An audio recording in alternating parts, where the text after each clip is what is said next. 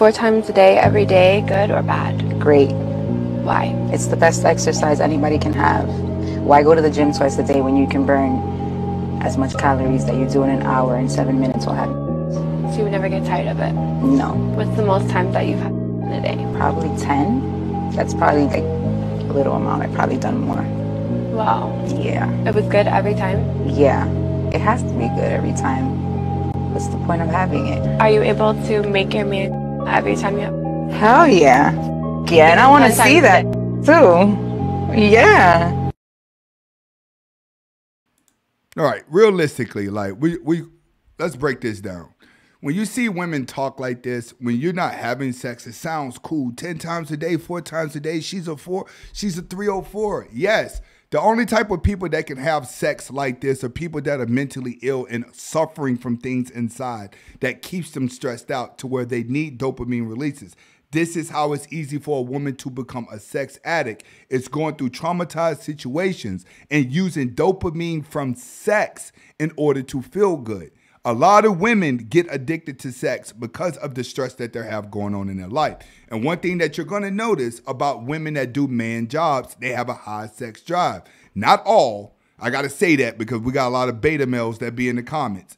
Not all, but a lot of women that you're going to notice that come from traumatized situations have high sex drives. They're hyperactive. The more stressed out a woman is, the more she gets dopamine releases from having sex. Why? Because it has the same dopamine release as a cigarette, the same dopamine release as going to the gym, the same dopamine release as taking drugs. This is how sex is addictive, and jerking off is addictive because of the dopamine releases. This is why we tell you guys, you get in control over your sexual desires, you get in control over your future. When women can't control their sexual desires, they run to OnlyFans.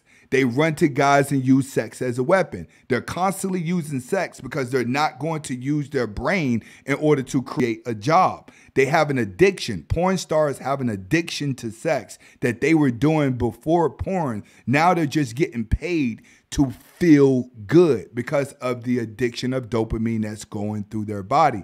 But if you stop and look at their life, they don't turn into business women.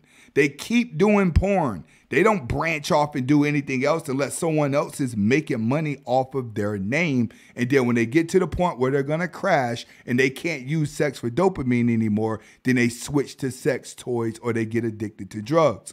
Most of these girls that think like this, they end up on drugs. It is cool when they're in their 20s, in their late 20s, but as they get older, they turn into drug addicts. That's just from my experience. All right, next video we got, she's fed up. Woman goes on an instant date and it goes wrong. Let's see what's happening here. Please tell me if I'm wrong, but I've consulted 3 whole people on this and they all told me that I was right for leaving. And you're talking to the right people. Us on Facebook, we do this.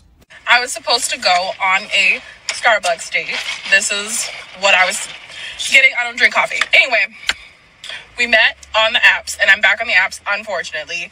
And this guy, very attractive, he says he likes to do instant dates. So since it's Bumble, I have to message him first. So I was like, what is an instant date? And he goes, let's meet tomorrow. This was Tuesday.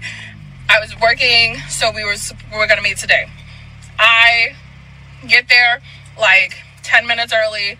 I'm chilling in my car, and I see what I think is him pull up like across from me, and he doesn't move. So I go to the Bumble, and he messaged me, and he's like, are you here? And I was like, yeah, I'm chilling in my car. And I wave through my windshield at him. He's looking at me, and I wave, and he doesn't wave back. He gets out of his car, starts walking towards the Starbucks, like past my car. He has to pass my car to get to the door. And so I'm getting out of my car because he didn't stop at my car or anything. And so I'm getting out to go say like hello and stuff. And he like closed the door in my face. Now, I don't know about y'all, but like for some women or even just people, if the man just lets the door slam into your face and y'all about to be on like a date and he literally sees you, like at that point, most of y'all would have just turned around and went back to y'all car and said, fuck the date. All I'm going to say is, for getting the door slammed in your face. All right. In other words, for you to get the door slammed in your face, you were trying your hardest to catch up to him. That's what she's leaving out. If you was trying that hard to catch him, the door would have never slammed in your face. So then he's already sitting down. He's sitting down like when I get inside Starbucks, right? And like I wave there also like while he's sitting down. And he just kind of looks at me funny. And then I'm like, well, maybe this is the wrong person, right? So I go to the line, and I'm ordering my drink. And while I'm ordering my drink, I'm on Bumble, like trying to see if this is the right person. So I'm looking at him, and I look at him, and it's him. So he doesn't come up over to me at all in the line either. Then I'm waiting for my drink. He doesn't come over there while I'm waiting for my drink.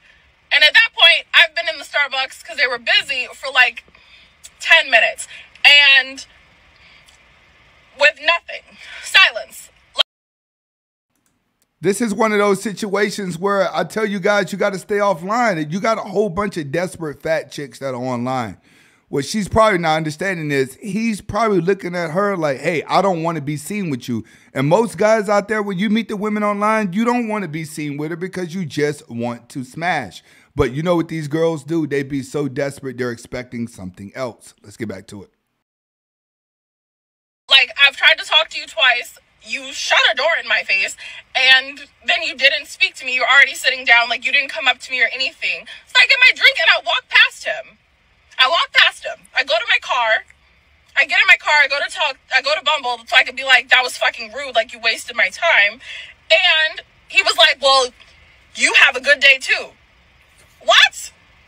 I don't think I'm wrong for leaving. Let me know. Because I feel like I have like crazy high standards, but like that was like the bare minimum and you failed. Right? Okay, so First of all, if you had to run back to the car to text him, nigga, what? Just to talk to him, it sounds like he's a bot. If you can't operate without your phone, it sounds like it's a bot. Let's get back to it and see how this story ends. You said you tried to talk to him twice. I'm assuming it's because you waved at him through your window. It's possible he didn't see you, I guess. And then you walked up to the door and tried to talk to him, but he closed the door in front of your face. Which, when you tell me that, it's like as if he didn't see you at the door either. So you walk inside, you see him sitting down, you wave at him, he looks at you funny, which I'm not sure why he looked at you like that. He could have waved back. So you go order your drink. You were sitting there for 10 whole minutes and you got upset because he didn't walk up to you in any of that time period. Ooh, as it breaks down, it sounds like to me this is a situation that she doesn't look like her photo. Like, the more that he's describing it back, now that I'm catching on, I guarantee you she does not look like her picture, which is why he didn't recognize her, which is how she could get the door shut in her face if he doesn't recognize who she is. Let's see how this ends.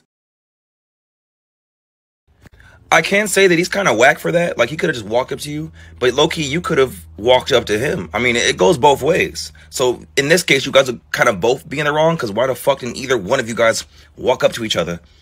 Then, instead of walking up to him, you go to the car and text him and say, thanks for the date. Like, it's a little petty, a little petty. But I will say, if your preference is confident men, a confident man would have walked up to you, shook your hand, gave you a hug, something, brought you to his table, all that shit. He didn't do none of that. So I'm really confused, because why the fuck did you go on the date? What was the point? What was the point of asking her to come out in the first place? Now, one idea that I had is that maybe he didn't speak to her because he probably felt catfish, which is still not even a good reason. It's very superficial. But sometimes you'll see a person on their profile and they'll look like this, but then you see them in person and they, you know, just don't exactly match.